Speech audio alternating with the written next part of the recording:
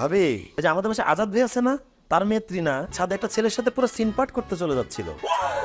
কি বলেন ভাই? জি ভাবি, ঠিকই বলছি, শুধু আমি গিয়েছি দেখেই সিনপাটটা হয়নি। প্লিজ এই ব্যাপারটা কাউকে বলবেন না। তোমার কি আমাকে অসৎ মনে হয়? তাছাড়া তোমার প্রেমিক পুরুষ আমাকে দারুণ একটি ঘড়ি উপহার দিয়েছে, সুতরাং এই কথা আমার গোফের উপরে একটুও যাবে না। আসি।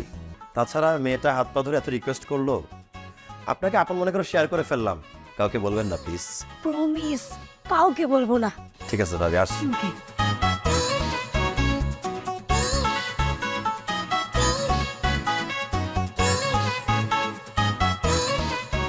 কিভাবে দেখলেন ভাই? ভাই, দেখাটা আমার ভাগ্যেই ছিল। আমি তো যাচ্ছিলাম আমার কাজে, কিন্তু ছাদে ওঠার সময় আমি চুপি চুপি গিয়েছি। গিয়ে দেখি টিনা আর ওই ছেলেটা জায়গায় সিনপাট হতে যাচ্ছে। বলেন ভাই? জি ভাই, শুধু আমি চলে গিয়েছি সময় মতো, তাই সিনপাটটা হয়নি। যাই হোক, আমি আপনাকে আপন মনে করে শেয়ার করলাম, কাউকে আবার বলবেন না।